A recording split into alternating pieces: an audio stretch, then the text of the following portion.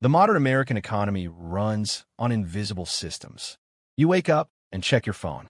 Google's infrastructure processes your search. Microsoft's cloud servers move data across continents. Adobe software shapes the media you consume. Cybersecurity firms quietly defend banks, hospitals, and government from attacks you never even hear about. Most people assume these systems are simply American technology. But look closer, because behind many of the most important pillars of the modern digital economy, there is a pattern hiding in plain sight. The CEO of Microsoft was born in Hyderabad. The CEO of Alphabet grew up in Chennai. The CEO of Adobe came from Hyderabad. The CEO of Palo Alto Networks was born in Delhi. And this is bigger than a few successful executives. Over the last 2 decades, Indian-born engineers, founders, and investors have become deeply embedded inside the operating system of the modern American economy. Not on the edges of Silicon Valley, but at the center of it. And the strange part is how quietly it happened. There was no dramatic takeover, no political movement, no coordinated campaign, just a slow accumulation of technical influence, institutional trust, and economic power. Today, some of the world's most valuable companies are either run by Indian-born leaders or heavily shaped by the engineering culture they helped build.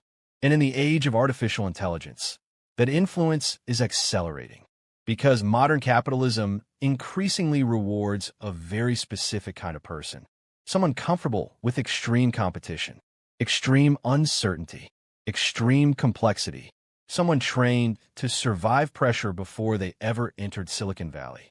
This is not just a story about immigration. It is a story about how the architecture of global power quietly changed, while most people were distracted by the surface of the internet. And to understand how this happened, you have to go thousands of miles away from Silicon Valley to crowded classrooms, brutal entrance exams, unstable infrastructure, and one of the most competitive educational systems on Earth.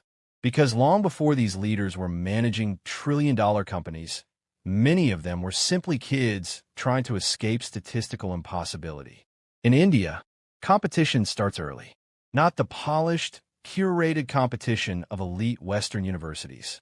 Real competition, raw competition, millions of students fighting for a tiny number of seats in institutions capable of changing an entire family's future. For many middle-class Indian households, education is not just ambition. It is survival strategy. One exam can determine whether someone enters the professional class or remains trapped in economic instability for decades. And nowhere is that pressure more concentrated than the Indian Institutes of Technology. The IIT system has become legendary in global tech culture.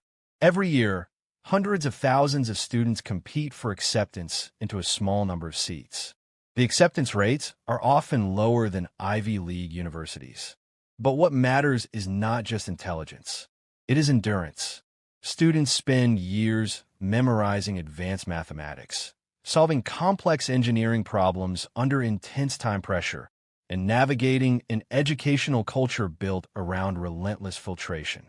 The system is criticized constantly inside India itself. Many argue it rewards memorization, creates unhealthy stress, and crushes creativity. And honestly, those criticisms are not wrong. But the system also produces something extraordinarily valuable to modern technology companies. People who can operate under pressure without collapsing. People trained to solve difficult problems with limited resources. People psychologically adapted to chaos. That matters more than most people realize. Because Silicon Valley likes to present itself as a playground for disruption and creativity. But once companies become massive, creativity alone is not enough. Running a trillion-dollar company is not like building a startup in a garage. It is managing global infrastructure, governments, investors, regulators, cloud systems, supply chains, AI development, cybersecurity risks, political pressure, thousands of engineers across multiple continents. At that level, operational discipline becomes more important than charisma. And that is exactly where leaders like Satya Nadella began changing the trajectory of American technology. When Nadella became CEO of Microsoft in 2014, the company looked powerful from the outside, but internally, it was struggling. Microsoft had missed major shifts in mobile computing. Its culture had become bureaucratic and territorial. Many younger developers viewed the company as outdated. For years, Microsoft looked like a giant, slowly losing relevance inside the very industry it once dominated. Then Nadella took over, and the transformation was extraordinary. Instead of obsessing over old software monopolies, Microsoft pivoted aggressively toward cloud computing. Azure became central to the company's future. Then came artificial intelligence, then enterprise infrastructure, then strategic partnerships. Under Nadella, Microsoft stopped behaving like a defensive software empire and started behaving like the backbone of the digital economy itself. The numbers are staggering. When Nadella became CEO in 2014, Microsoft's market value was around $300 billion. By 2026, it had crossed multiple trillions, one of the largest corporate value expansions in modern business history. And the deeper story was not just financial. It was cultural. Former employees repeatedly described a shift away from internal warfare and ego-driven leadership toward collaboration, engineering focus, and long-term strategic thinking. Nadella rarely became the loudest person in the room, and that mattered, because modern tech companies had spent years glorifying founder mythology. The aggressive visionary, the genius disruptor, the reality-bending entrepreneur.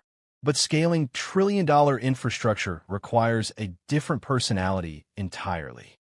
Less ego, more systems thinking, less obsession with image, more obsession with execution.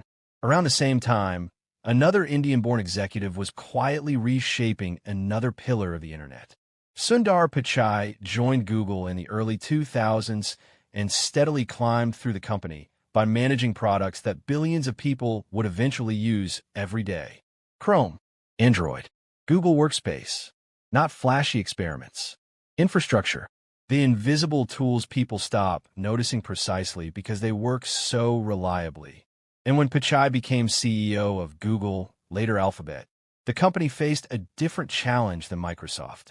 Google was already dominant. The danger was complacency. The internet was changing. Regulators were watching. Artificial intelligence was accelerating. Cloud competition was intensifying. And underneath it all, the basic economics of the internet were beginning to shift. Search alone would not define the future anymore. AI would. Cloud infrastructure would. Data ecosystems would. And under Pichai, Alphabet moved deeper into those battles. Again, not through theatrical leadership, but through technical scaling. This is the part many people misunderstand about modern economic power. The internet looks chaotic on the surface, but underneath, it is controlled by infrastructure layers. Cloud systems, semiconductors, cybersecurity, enterprise software, data architecture. The companies controlling those layers quietly control enormous portions of the economy itself. And increasingly, Indian-born leaders were positioned exactly there. Not only at Microsoft and Alphabet, Adobe under Shantanu Narayan became deeply integrated into the global creative economy.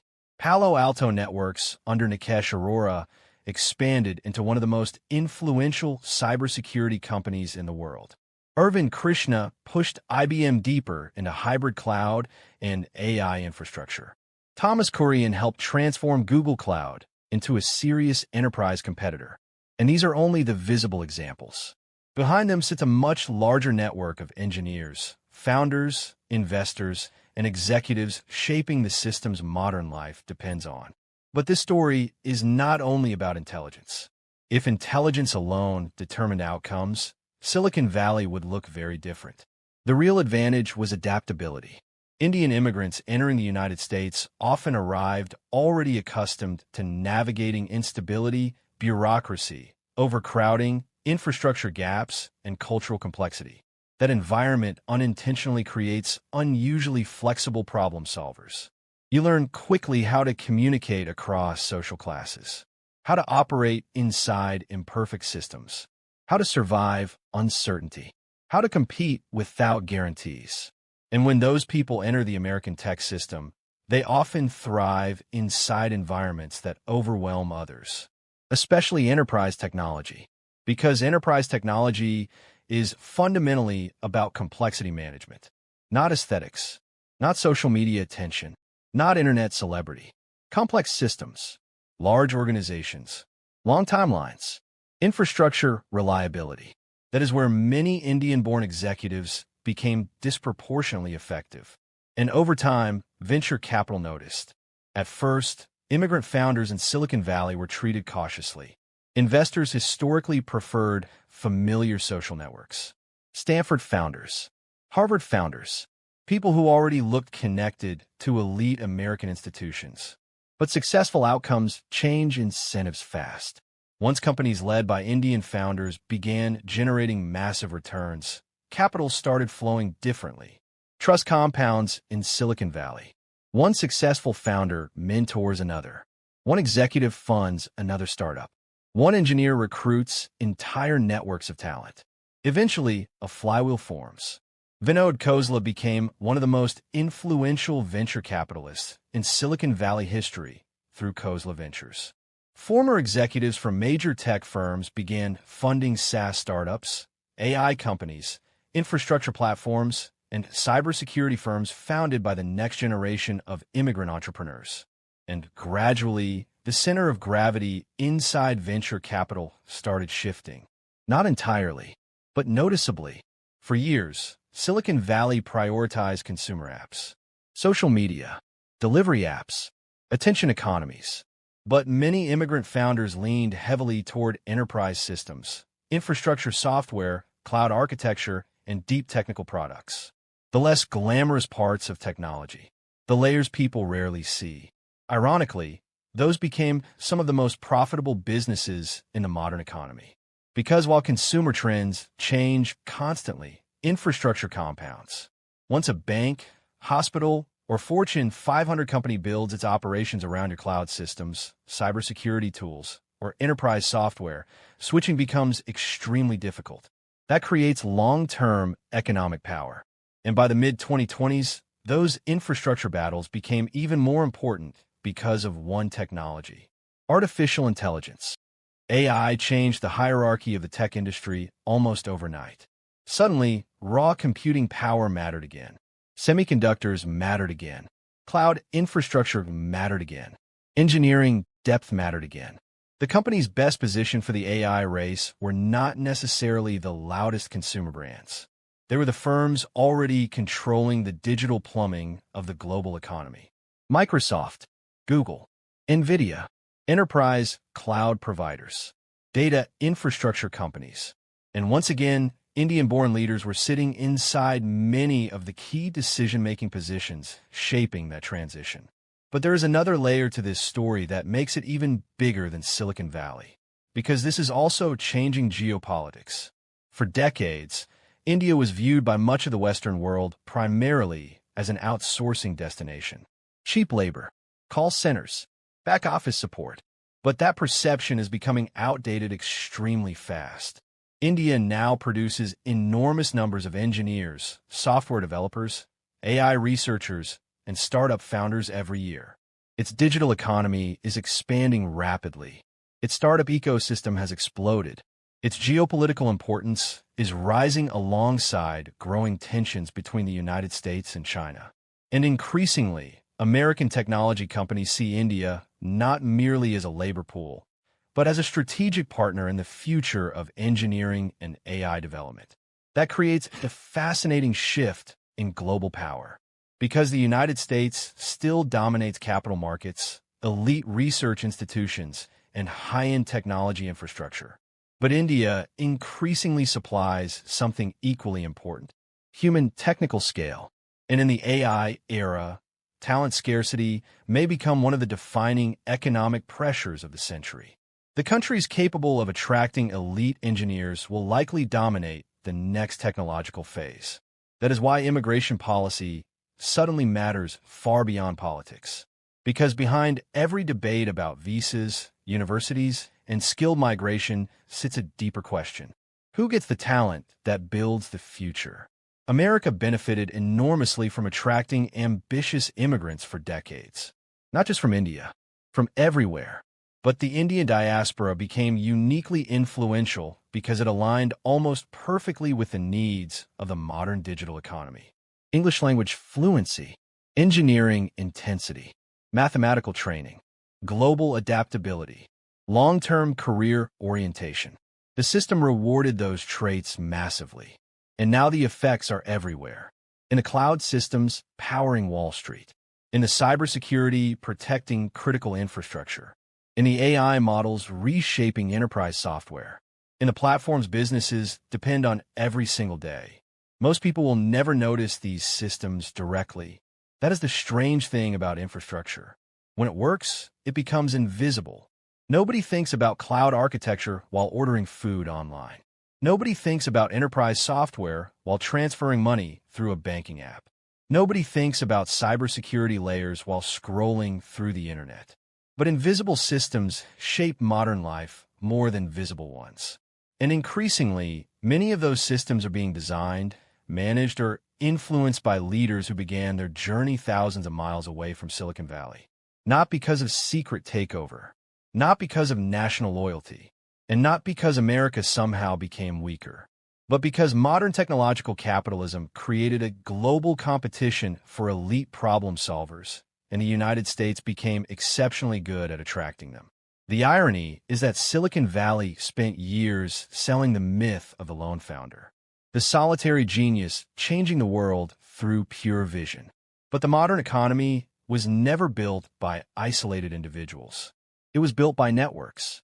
Talent networks, capital networks, engineering networks, immigration networks, and few became more economically powerful than the pipeline connecting India's technical institutions to America's technology giants.